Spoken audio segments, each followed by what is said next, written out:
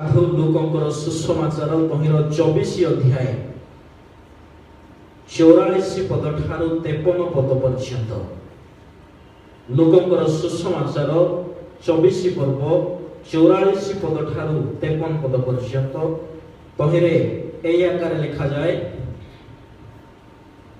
पुणी से मानक कहिले मशांग व्यवस्था एवं भाववादी मानक और गीत संहिता धर्मशास्त्र रे मो विषय रे जहा जहा लेखा अछि से सब सफल हेबा आवश्यक। मु तुममानक संगरे थिबा समय रे तुममानक ए समस्त कथा कहिथिली। सेतबेले से माने जेपरि धर्मशास्त्र बुझी पारंती सेथिपाई से सेमानक बुद्धि रूप द्वार उन्मुक्त कले। आउ से मानक कहिले एही प्रकार लेखा अछि ख्रीष्ट दुख भोग करिवे और तृतीय दिन रे मृत मानक मध्य पुनरुत्थान करिवे।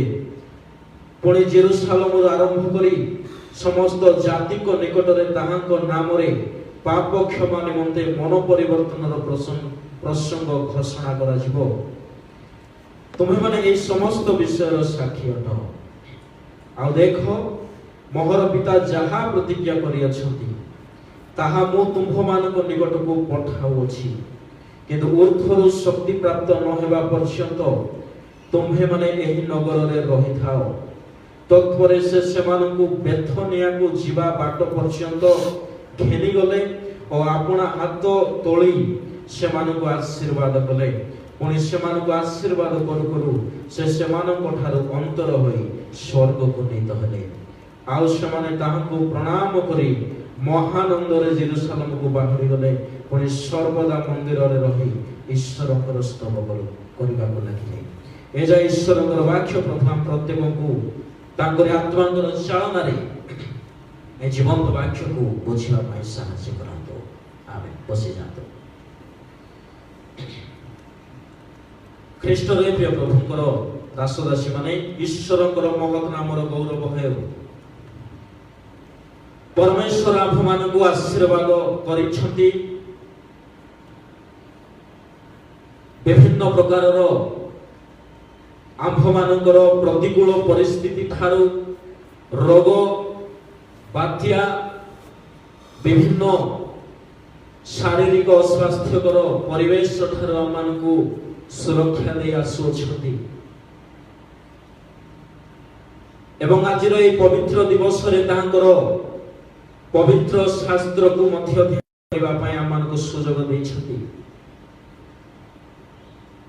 आज को प्राय 2000 वर्ष तले ख्रीष्टंकर स्वर्गारोहण होइथिला, जहाकू प्रतिटी मेनलाइन चर्चेस गुडी करे आज मध्य स्मरण करा जाय आसुअछि। स्वर्गारोहण पर्व रे ख्रिस्टियन जीवन पाई किछि प्रमुख विषय को जानिबा पाई प्रभु आम मानकु सहाय करथि। स्वर्गारोहण जे केवल नूतन नियमर गोटे सत्यता थिला ताहा नुहे। स्वर्गारोहण ख्रीष्टंकर जीवन एवं ख्रिस्टियन मानकर एक विशेष उपादान अटे। स्वर्गारोहण भविष्यतर एक भरोसा को आम मानक सम्मुख रे रखे। जे प्रतीक्षा ख्रीष्ट अपना संतान संतति मानक पाई करिसंती जे आंभ मानक मध्य दिने से आपन राज्य को खेली जिवे।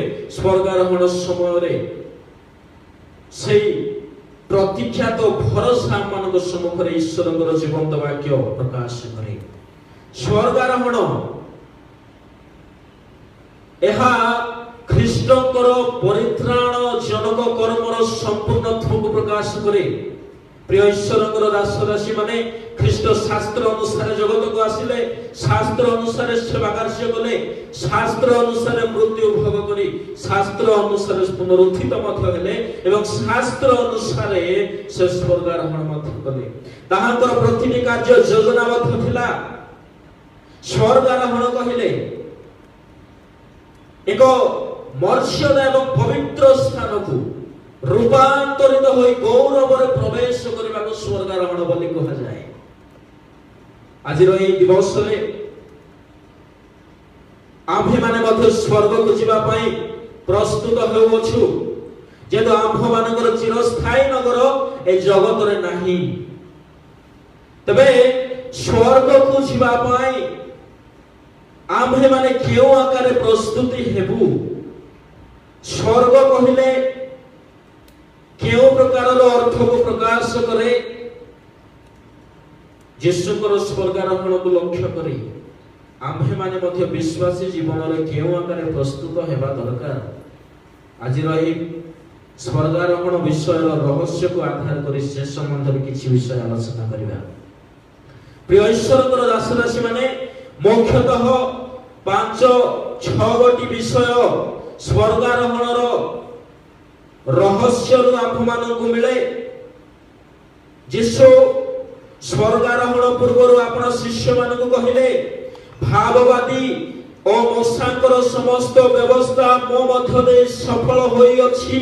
आमे आज शास्त्रांश कहिरो जदि 44 पद लक्ष्य करू सेठारे लिखा जाय शिष्य मानकु कहिले मोसांक व्यवस्था एवं भाववादी मानको ओ गीत संहिता धर्मशास्त्र रे मो विषय रे जहा जहा लिखा अछि से सब सफल हेबा आवश्यक।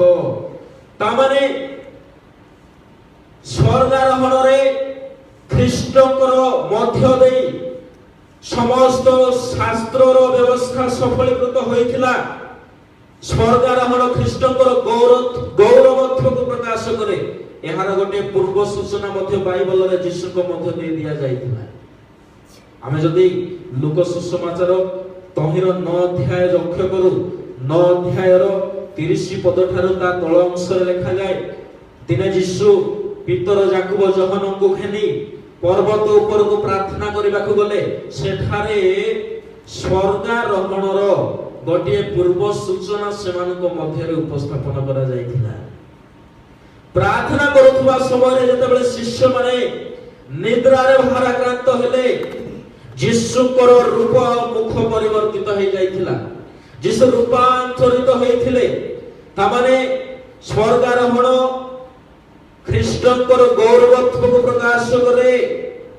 प्रिय ईश्वरकर दासराशि माने तहिले 2 जण महान पुरुष मध्य यीशुकर सहित कथावार्ता करुथवा शिष्य माने देखिले मोसा आउ एलियो। आमे जदि लूका तहिर 9 अध्याय 30 पद लक्ष्य करू सेठारे लिखा जाय आउ देख मोसा और एलियो ए 2 व्यक्ति ताहांको सहित कथावार्ता करिबाको लागिले। ता माने एठारे लक्ष्य करा जाय मोसा थिले इस्राएलियो मानकर व्यवस्था दाता। मोसा व्यवस्था दाता थिले आउ एलियो थिले भाववादी। जाहाकु आमे पठित शास्त्रांश रे मध्य लक्ष्य कलु यीशु कहउछंती भाववादी और मोसांकर व्यवस्था मो मध्य दे सफलीकृत होई अछि। मोसांकर व्यवस्था एवं भाववादी मानकर शास्त्र यीशुकर द्वारा सफलीकृत हुए। आ मध्य मोसा थिले इस्राएलियो मानकर बंदी अवस्था रो मुक्तकारी मिस्रीय दासत्व बंधन रो मुक्तकारी थिले। आ एलियो थिले भ्रांत देवता मानक ठारो इस्राएल को मुक्त करे। आ यीशु समग्र मनुष्य को से पाप रो बंधन मध्य रक्षा कले मुक्त कले। यीशु उभयंकर कर्म को एका बेले को से करंथि। आमे जदि गलातियो 1:4 रे लिखा जाय से प्रलोभन रूप जगतरु वर्तमान जीवरु पापमय जगतर मान को रक्षा करंथि। अंधकार रो शक्ति ठारो मान को उद्धार करंती। एवरी 2 रो 14-15 रे मध्ये से कथा ही लिखा जाय से मनुष्य को पाप रूप बंधन रो उद्धार कले। प्रिय ईश्वरकर संतान संतति माने जेतेबेले यीशु रूपांतरित होइथिले मो से कथा को ही आपण मान को निकट रे प्रकाश करबा पई सेठारे ओले मेघ प्रकाशित होइथिला। आमे जदि 34 पद देखु सेठारे लिखा जाय से एहा कहू को खंडे मेघ आसी सेमानकु आच्छादन कला। सेमानकु मेघ आच्छादन कला। यीशुकर स्वर्गारोहण रे मध्य खंडे मेघ आसी ताकु घेनि जायतिला। प्रेरित पुस्तक जहाँ आम चिठा वाक्य अध्ययन कलु प्रथम शास्त्रांश देखिलु 1 अध्यायर 9 पद अनुसार खंडे मेघ आसी जीशु को घेनीगला। आहरी मध्य एठारे लेखा जाए जे जेतेबेले याकूब जोहन पितर ताहा लक्ष्य करूथांती सेमाने मेघरे मध्य प्रवेश करिवा समय भीत हेले ता माने ये माने मध्य मेघरे प्रवेश कले। जीशुଙ୍କର द्वितीय आगमन रे जीशु मध्य से आकार मेघरे आगमन करिवे आ तांकर शिष्य शिष्या माने प्रत्येक सही मेघरे प्रवेश करिवे। यह पूर्वर जीशु सूचाई देइथिले ताहांकर मृत्यु पूर्वर ही शिष्य मानको जणाई देइथिले। प्रिय ईश्वरଙ୍କର दास दासी माने जेतेबेले शिष्य माने निद्रित थिले तहिरे लेखा जाए आमे जदि देखु आमे जदि 32 पद देखु लूक 9:32 रे लेखा जाए सेतेबेले पितर ताहांक संगी माने निद्रारे भाराक्रांत थिले। एमाने सोईछंती जीशुଙ୍କର रूप परिवर्तित होई अछि ता माने जणे व्यक्ति आत्मिक भावरे सोईथिबा समय मध्य जीशुଙ୍କର आगमन हेई पारे किंतु आमे सेतेबेले ईश्वरଙ୍କର सेई मेघरे प्रवेश करिबु गौरवर मेघरे प्रवेश करिबु ईश्वरଙ୍କର राज्यको जिबु जेतेबेले आमे जागृत हेबु। तहिरे जेतेबेले एमाने निद्राक्रांत थिले भाराक्रांत थिले सेतेबेले मेघ प्रकाशित होई अछि जीशुଙ୍କର रूप परिवर्तन होई अछि। तापर लेखा जाय किंतु से माने संपूर्ण रूपे जागृत हुवंते माने जागृत हेला परे ही मेघरे गले। प्रिय ईश्वरଙ୍କର दास दासी माने विश्वासी जीवन रे मध्य सेही परि आमे जदि ईश्वरଙ୍କର सहित ताहांकर राज्य रे रहिबा पई चाहू तेबे आम्भे माने मध्य जागृत हेबा दरकार। प्रिय मोर ईश्वरଙ୍କର दास दासी माने आज रही परिस्थिति को लक्ष्य करे देखा जाए जीशुଙ୍କର पूर्वर समस्त भाववाणी आज सफलीकृत हेबारे लागि अछि। समस्त महामारी क्लेश समुद्र आकाश मंडल रे मध्य विभिन्न लक्षण माने देखिबा को पाओ। ए अवस्था आम मानक शिक्षा दिए आम माने जागृत हेबा दरकार। आज हम माने कोविड-19 सकाशे जेउ आकारे जागृत होवछु केवल जो शरीर को जागृत करिबा ताहा नहे किंतु शरीर को केवल जागृत न करो बोली मु कहू नै करिबा दरकार किंतु आम मानकर मन मध्य जागृत हेबा आवश्यक। जीशु गोटे कथा कहिथिले जे आत्मा इच्छुक शरीर दुर्बल। आमे आत्मा रे इच्छा थिले मध्य शरीर बेले बेले आत्मार कर्म को आंभ मानक दे सफलीकृत करिबा पई बाधा दिए। एणु करी शरीर को मध्य जागृत करिबा साथे साथे आत्मा रे मध्य जागृत हेबा दरकार। आमे जदि आत्मिक जीवन रे सहिबु हमर जीवन रे बालता देखा दिबार संभावना अछि। जीशु गोटे उदाहरण दे कहिथिले थरे जणे लोक बिहन बुणिले जगुआली मानकु जगाई दिले जगुआली माने सही देबा द्वारा जणे आसी सेठारे बालुंगा बुणी देला। आपणकर जीवन रे ईश्वरकर वाक्य अछि जदि आपण आत्मिक भाव रे जागृत नहिबे सोइबे के जाने आपणकर मध्य रे थिबा से उत्तम बिहन को नष्ट करबा पई जणे आक्रमण करिवार संभावना अछि। गेत्सेमनी बगीचार से दृश्य को माने लक्ष्य करू। माथि 26 अध्याय रे लिखा जाय जेतेबेले यीशु प्रार्थना करबा को जाउछन शिष्य मान को कहले तुमे जागृत रुह किंतु ए माने सोई नै छथि। यीशु पुनर्बार आसी से मान को उठाइले आउ कहले आत्मा इच्छुक शरीर दुर्बल पुनर्बार तुमे जागृत था मु प्रार्थना करि आसी। ए माने आउ सोइले तीन थर जाक सोइले। आज यीशु मध्य आमान को पुनर्बार पुनर्बार आमान को सचेतन कराउछथि जे तुमे जागृत थाओ। जेतु जदि आमे सोइबु शैतान दल बल घेनी यीशु को आक्रमण करबा को मध्य आसीबो। आपणकर मध्य रे जे ख्रीष्ट अछंती आपणकर मध्य रे जे यीशु अछंती ताहाकू नष्ट करबा पई शैतान आक्रमण करि पारे। आपणकर प्रार्थनामय जीवन नष्ट होई पारे आपणकर विश्वस्त जीवन नष्ट होई पारे।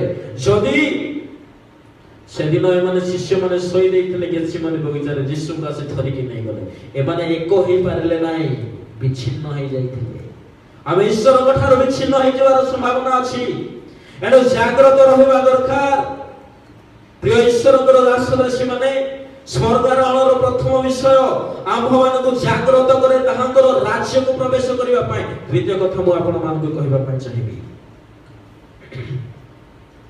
स्वर्गारोहण जीवंत ख्रीष्टन को प्रकाश करे जहन तार 6 अध्याय तहिर 62 पदरे जदि देखु यीशु कहिले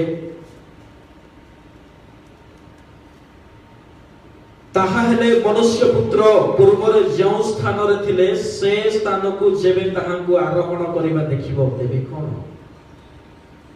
से समय विघ्न प्राप्त होउथबा लोक मानको यीशु गोटे कथा कहिले जे मनुष्य पुत्रकर आद्य अस्तित्व थिला यीशु स्वर्गरु अवतीर्ण हेथिले ता माने से स्वर्ग रे पूर्वरु थिले एहा भगवान को सुनाए जे स्वर्गारोहण समय रे मनुष्य मध्य ताहार आद्य अस्तित्व को जीवो आ जदि से आद्य अस्तित्व को जीव नाही केबे हेले से स्वर्ग को जाई परिबो नाही आदम हवांकर गोटे प्रतिमूर्ति थिला ईश्वरंकर प्रतिमूर्ति जहा पाप हेबा द्वारा ताहा मनुष्य आज मध्य हराई बसी अछि आ सेही समय रे मनुष्य सेही आकारे ईश्वरंकर प्रतिमूर्ति धारण करी ही से स्वर्ग को जाई परिबो नहेले जाई परिबो नाही ता माने स्वर्ग माने स्वर्गारोहण आम्भमान को सुनाए जे आम्भे दिने आम्भर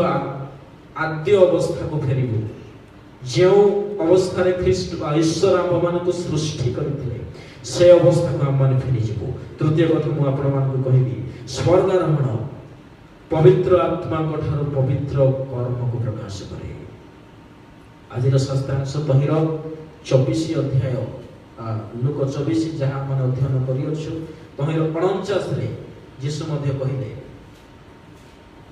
24 रे 49 रे लिखा जाए आ देखो मोहर पिता जहा प्रतिज्ञा करि अछंती ताहा मो तुम मानक निकट को पठाउ अछि किंतु ऊर्ध्वर शक्ति प्राप्त न हेबा पर्यंत तुमे माने एही नगर रे रहि थाओ एही नगर रे रहि थाओ ता माने स्वर्गारोहण रे ख्रीष्टंकर प्रतिज्ञा एहा जे आम्भ मानकर सहाय्यकारी को से प्रेरण करिवे जहां को से प्रेरण करि देई सारि छथि प्रिय ईश्वरकर लोक माने सेहर सही पवित्र आत्मा जे भगवान को पाप रूप उद्धार होई परित्राण पथरे चलिबा पई शिक्षा देबे आम्भमान को धार्मिकतार मार्ग रे चलिबा पई शिक्षा देबे आत्मिक भाव रे शक्ति युक्त कराइबे आ एहा सेही मान को कराइबे जेउ माने नगर रे रहिबे एठारे आमे लक्ष्य करू यीशु कहिले तुमे से स्थान रे रुह जेउ ठारे तुमे शक्ति पाइबो आ से स्थान हैला गोटिए नगर जेरूशलेम आ ताहा होछि प्रेरित 1:13 अनुसार गोटे कोठरी यीशु से मान को कहले तुमे गोटे कोठरी रे रहो सेठारो अन्य स्थान को जाओ ना जेतु तुमे दुर्बल आ तुमे से स्थान रे रहिबा द्वारा ही शक्ति पाइबो जेरूशलेम शहर को जदि नगर को जदि लक्ष्य करा जाए जेरूशलेम रो अर्थ होछि द सिटी ऑफ पीस शांतिर नगरी किंतु जेरूशलेम रो इतिहास को लक्ष्य करले आमे देखु सेठारे शांति अपेक्षा अधिक मात्रा रे युद्ध संघर्ष अशांत दुख ही देखा जाय अछि बारंबार बाह्य शत्रु रो आक्रमण सुकासु जेरूशलेम रो गौरव जेरूशलेम रो सर्वस्व मध्य लुठित होई जाइथिला आ यीशु समान को कहले तुमे श्रेष्ठ न रहि रुह विश्वासी जीवन रे मध्ये सेही परि आमे जदि आत्मिक भाव रे शक्ति पाइबा को चाहू तेबे होय तो हमर चतुर्पार्श्व रे दुख थाई पारे ताड़ना थाई पारे अपमान थाई पारे समस्या थाई पारे किंतु आमे जदि से स्थान रे अछु परमेश्वर आम्भमान को शक्ति युक्त करिवे जेतु जेरूशलेम जे गोटे दुखर नगर होइतिला ताहा नुहे जेरूशलेम ईश्वरकर आवास थिला गीत संगीत तहिर 76 अध्याय रो ଦୁଇ ପଦରେ ଲେଖାଯାଏ ଶାଲୋମ ଈଶ୍ୱରଙ୍କର ଆବାସ ସ୍ଥାନ ହୋଇଅଛି। ପ୍ରିୟ ଈଶ୍ୱରଙ୍କର ଲୋକମାନେ, ହୁଏତ ସେହି ଜେରୁସାଲେମରେ ତାଡ଼ନା ଥାଇପାରେ, ହୁଏତ ଆମମାନଙ୍କର ଚତୁଃପାର୍ଶ୍ୱରେ ଅପମାନ ଥାଇପାରେ, ରୋଗ ଥାଇପାରେ, କିନ୍ତୁ ଆମ୍ଭେ ଯଦି ସେ ସ୍ଥାନରେ ଅଛୁ ତାହା ଈଶ୍ୱରଙ୍କର ଆବାସ ସ୍ଥାନ। ଯୀଶୁ ମଧ୍ୟ ସେଇ କଥା ହିଁ କହିଲେ, ଯେଉଁ ସ୍ଥାନରେ ମୋ ନାମରେ 2-3 ଜଣ ସମବେତ ସେ ସ୍ଥାନରେ ମୁଁ ବିଦ୍ୟମାନ ଅଟେ। ପ୍ରିୟ ଈଶ୍ୱରଙ୍କର ଦାସଦାସୀ ମାନେ, ସେଦିନ ଯୀଶୁ ସେମାନଙ୍କୁ ଶକ୍ତିଯୁକ୍ତ ହେବା ପାଇଁ ଜେରୁସାଲେମ ନଗରରେ କ୍ୱାରେଣ୍ଟାଇନ୍ ହୋଇ ରହିବାକୁ କହିଥିଲେ। ଆଜିର ଭାଷାରେ କହିବାକୁ ଗଲେ କ୍ୱାରେଣ୍ଟାଇନ୍ ଶବ୍ଦ ଅତି ଭଲ। କ୍ୱାରେଣ୍ଟାଇନ୍ ନହେଲେ ଶକ୍ତି ମିଳିବ ନାହିଁ। କ୍ୱାରେଣ୍ଟାଇନ୍ କରାଯାଏ ଶାରୀରିକ ଦୁର୍ବଳତାକୁ ଚିହ୍ନଟ କରିବା ପାଇଁ। ଆଜିକାଲି ଯେଉଁ କୋଭିଡ-19 ବଢି ଚାଲିଅଛି, ଲୋକମାନଙ୍କୁ କ୍ୱାରେଣ୍ଟାଇନ୍ କରିବାର ଅର୍ଥ ଯେ ସେମାନଙ୍କର ମଧ୍ୟରେ ଥିବା ରୋଗ ବା ଶାରୀରିକ ଦୁର୍ବଳତାର ଚିହ୍ନଟୀକରଣ ହୋଇପାରିବ। ଯଦି ଚିହ୍ନଟୀକରଣ ହେଲା ତହିଁର ଅନୁସାରେ ସେମାନଙ୍କୁ ଶାରୀରିକ ଭାବରେ ସୁସ୍ଥତା ଏବଂ ଶକ୍ତିଯୁକ୍ତ କରିବା ପାଇଁ ପ୍ରୟାସ କରାଯିବ। ଆତ୍ମିକ ଜୀବନରେ ମଧ୍ୟ ସେମିତି। ଆମେ ଯଦି ଈଶ୍ୱରଙ୍କର ଉପସ୍ଥିତିରେ ରହିବୁ, ତେବେ ଆମ୍ଭର ଆଧ୍ୟାତ୍ମିକ ଜୀବନର ସମସ୍ତ ପ୍ରକାରର ବିଷୟକୁ ଚିହ୍ନଟୀକରଣ କରାଯିବା ଦରକାର। ଆମେ ଆମର ମନକୁ ଚିହ୍ନଟୀକରଣ କରିବା ଦରକାର, ମନକୁ ଚିହ୍ନିବା ଦରକାର, ମନ ମଧ୍ୟରେ ଥିବା ଦୁର୍ବଳ ବିଷୟକୁ ହଟାଇବା ଦରକାର, ଯଦ୍ୱାରା ଆମ୍ଭ ମଧ୍ୟରେ ସେହି ଶକ୍ତି ଆସିବ ଯାହା ଯୀଶୁ ପ୍ରତିଜ୍ଞା କରିଥିଲେ। ଯୀଶୁ ଜାଣିଥିଲେ ଏ ଶିଷ୍ୟମାନେ ଶକ୍ତି ନ ପାଇବା ପର୍ଯ୍ୟନ୍ତ ଏମାନେ ଅନ୍ୟ ଆଗାରେ ତାହାଙ୍କର ସେହି ମହାନ ଆଦେଶକୁ ନେଇପାରିବେ ନାହିଁ, ଯେହେତୁ ଦୁର୍ବଳତା ଅଛି। ଯଦି ଏମାନେ ଦୁର୍ବଳ ଅବସ୍ଥାରେ ସେଠାକୁ ଗଲେ ବଡ଼ ସମସ୍ୟା ହେଇଯିବ, କାହିଁକି ଜିହୁଦୀ ମାନେ ଏମାନଙ୍କୁ ଘୋଡ଼ାଇ ଘୋଡ଼ାଇ ପିଟିବାର ମଧ୍ୟ ସମ୍ଭାବନା ଥିଲା। ଆଜି ମଧ୍ୟ କୋଭିଡ-19ରେ ଯେଉଁମାନେ ବାହାର ରାଜ୍ୟର ଯେଉଁମାନେ ଅଛନ୍ତି ସେମାନଙ୍କୁ ଭିତରେ ଆସି ମାନେ ଆପଣା ରାଜ୍ୟକୁ ସେମାନଙ୍କୁ ପ୍ରବେଶ କରାଇ କ୍ୱାରେଣ୍ଟାଇନ୍ ନ କରିବେ, ଯଦି ସେମାନଙ୍କ ମଧ୍ୟରେ ସେମିତି କିଛି ସିମ୍ପଟମ୍ସ ଥିବ ବା ରୋଗ ଥିବ, ଲକ୍ଷଣ ଥିବ, କ୍ୱାରେଣ୍ଟାଇନ୍ ଯଦି କରାଗଲେ ନାହିଁ ସେମାନେ ସମାଜ ପାଇଁ ମଧ୍ୟ ବଡ଼ ସମସ୍ୟାର କାରଣ ହେଇଯାଇପାରନ୍ତି। ଏଥିପାଇଁ କ୍ୱାରେଣ୍ଟାଇନ୍ ହେବା ନିତାନ୍ତ ଦରକାର। ଆଜି ଆମମାନଙ୍କର ଜୀବନରେ ମଧ୍ୟ ଆମେ ଶରୀର ପାଇଁ କ୍ୱାରେଣ୍ଟାଇନ୍ ହେଇଛୁ, ଆତ୍ମା ପାଇଁ କେବେ କ୍ୱାରେଣ୍ଟାଇନ୍ ହେବୁ? ଆମ ଜୀବନରେ ପବିତ୍ର ଆତ୍ମାଙ୍କର ଉପସ୍ଥିତି ଆସିବା ପାଇଁ ଅନ୍ତରର ସମସ୍ତ ଅଶୁଚି ଅପବିତ୍ରତାକୁ ଚିହ୍ନଟ କରି ଅନ୍ତର ମଧ୍ୟରୁ ହଟାଇ ଦେବା ଦରକାର। ଚତୁର୍ଥ କଥା ମୁଁ ଆପଣମାନଙ୍କୁ କହିବା ପାଇଁ ଚାହେଁ, ସ୍ୱର୍ଗାରୋହଣ ଖ୍ରୀଷ୍ଟଙ୍କୁ ଈଶ୍ୱରଙ୍କର ଦକ୍ଷିଣ ପାର୍ଶ୍ୱରେ ଉପସ୍ଥାପନ କରାଇବାର ସୂଚନା ଦିଏ। ମାର୍କ 16:19 ମଧ୍ୟ ଲେଖାଯାଏ, ଯୀଶୁ କହିଲେ, ମାର୍କ କହିଲେ, ସେ ସ୍ୱର୍ଗାରୋହଣ କରି ପିତାଙ୍କର ଦକ୍ଷିଣ ପାର୍ଶ୍ୱରେ ଉପବେଶନ କଲେ। ପିତାଙ୍କର ଦକ୍ଷିଣ ପାର୍ଶ୍ୱରେ ମାନେ ଏକ ଗୌରବ ମର୍ଯ୍ୟାଦାପୂର୍ଣ୍ଣ ସିଂହାସନରେ ସେ ବସିଲେ। କିନ୍ତୁ ସେ ଜଗତରେ ଥିବା ସମୟରେ ଦାସର କର୍ମ କରିଥିଲେ। ତାମାନେ ଏହା ଦର୍ଶାଏ ଯେ ଯେଉଁମାନେ ଈଶ୍ୱରଙ୍କର ସାନ୍ନିଧ୍ୟରେ ନମ୍ର, ଈଶ୍ୱରଙ୍କ ଠାରେ ସମର୍ପିତ ଜୀବନ କାଟନ୍ତି, ଆତ୍ମାରେ ଦିନହୀନ, ସେମାନେ ରାଜ୍ୟର ଅଧିକାରୀ ହେବେ। ମାଥ୍ୟୁ ପୁସ୍ତକରେ ମଧ୍ୟ ସେଇ କଥା ହିଁ ଲେଖାଯାଏ। ମାଥ୍ୟୁ 5:3, 5:5, 5:10 ତିନି ଗୋଟି ଶବ୍ଦରେ ଆପଣମାନେ ଦେଖିବେ, ଧାର୍ମିକତା ସକାଶେ ତାଡ଼ିତ ଲୋକମାନେ ଈଶ୍ୱରଙ୍କର ରାଜ୍ୟର ଅଧିକାରୀ ହେବେ, ଆତ୍ମାରେ ଦିନହୀନ ଲୋକମାନେ ପୃଥିବୀର ଅଧିକାରୀ ହେବେ। ମାନେ ଯେଉଁମାନେ ଆପଣାକୁ ନମ୍ର କରନ୍ତି ସେମାନେ ରାଜ୍ୟର ଅଧିକାରୀ ହେବେ। ଫିଲିପିୟ ପୁସ୍ତକରେ ସେଇ କଥା ହିଁ ଲେଖାଯାଏ, ସେ ଈଶ୍ୱର ରୂପୀ ହେଲେ ହିଁ କେବେ ନିଜକୁ ଈଶ୍ୱରଙ୍କର ସହିତ ସମତୁଲ୍ୟ କଲେ ନାହିଁ, କିନ୍ତୁ ଦାସ ରୂପ ଧାରଣ କଲେ। ଆଜି ମଧ୍ୟ ଆମମାନଙ୍କୁ ଏହା ଶିକ୍ଷା ଦିଏ, ଆମେ ଯଦି ଈଶ୍ୱରଙ୍କର ରାଜ୍ୟର ଅଧିକାରୀ ହେବାକୁ ଚାହୁଁ, ଦାସ ହେଇଯିବା ଦରକାର। ଆଜି ଯେଉଁମାନେ ଅସହାୟ ଲୋକମାନଙ୍କ ପାଇଁ ହସ୍ତ ବଢ଼ାଉଛନ୍ତି, ବାସ୍ତବରେ ସେମାନେ ଅନୁଗ୍ରହର ପାତ୍ର ଅଟନ୍ତି। ଧନ୍ୟ ଅଟନ୍ତି ସେମାନେ, ଆତ୍ମାରେ ଦିନହୀନ ଲୋକ ଧନ୍ୟ। ଆଉ ଯେଉଁମାନେ ଧନ୍ୟ ବୋଲି ଈଶ୍ୱରଙ୍କର ମଧ୍ୟ ଦେଇ ବିବେଚିତ ହୁଅନ୍ତି, ସେମାନେ ରାଜ୍ୟର ଅଧିକାରୀ ହୁଅନ୍ତି। ପ୍ରିୟ ଈଶ୍ୱରଙ୍କର ଦାସଦାସୀ ମାନେ, ଆଜି ଯେଉଁ ପରିସ୍ଥିତି ଉପୁଜି ଅଛି, ଲୋକମାନେ ଅନାହାରରେ କାଳକ୍ଷେପଣ କରୁଛନ୍ତି, ବାସହରା ହେଉଛନ୍ତି, ବାଧ୍ୟ ହୋଇ ଆଜି ଆପଣ ଗୃହକୁ ଯିବା ପାଇଁ ପ୍ରୟାସ କରୁଛନ୍ତି। ଆଉ ସେମାନଙ୍କ ପାଇଁ ଯଦି ଆମେ କିଛି ହସ୍ତ ବଢ଼ାଇ ଅଛୁ, ତାହା ଆପଣମାନଙ୍କ ପାଇଁ ଆଶୀର୍ବାଦର କାରଣ ହେବ।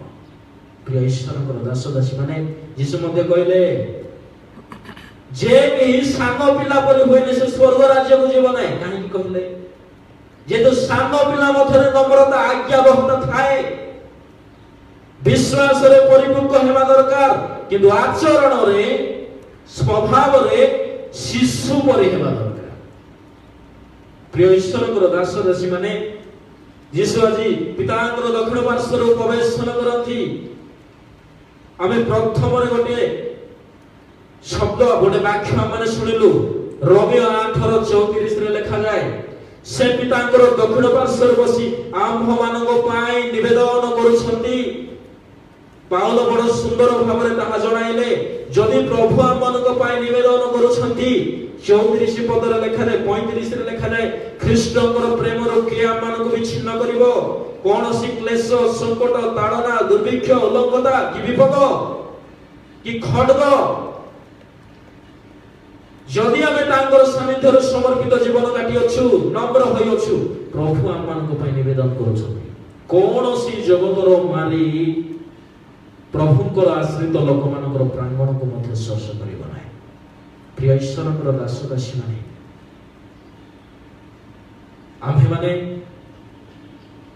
जेतेबेले पाप करू प्रभु आम मानकर पई निवेदन करिवा सत्वे मध्य तांकर वाक्यर विरुद्धाचारी हे जाओ आमे जदि 8 अध्याय रोमी 8 अध्याय 36 पद रे लिखा जाए तुम्भ निमंते आम्भे माने समस्त दिन निहित होउछु आम्भे माने बद्धयोग्य मेष परि गणित होइछु माने प्रभुंकर क्रूस से ही रक्त आम्भ मानकर जीवन को परित्राण करिवा पाई आज मध्य झरो अछि प्रभु निवेदन करूछंती आमे जेतेबेले ताहांकर परित्राणर अंश होई ताहांकर राज्यर अंश होई मध्ये जेतेबेले पाप पथ को जाओ ताहा ख्रीष्टन को दुख दिए सेठार लिखा जाए आमे बद्धयोग्य मेष परि निहत आमे हेउछु आज मध्ये दुख दिए। प्रिय ईश्वरकर दास दासी माने आमे स्वर्गारोहणर से रहस्यजनक विषय मध्ये गोटे विषय आमे प्राप्त हो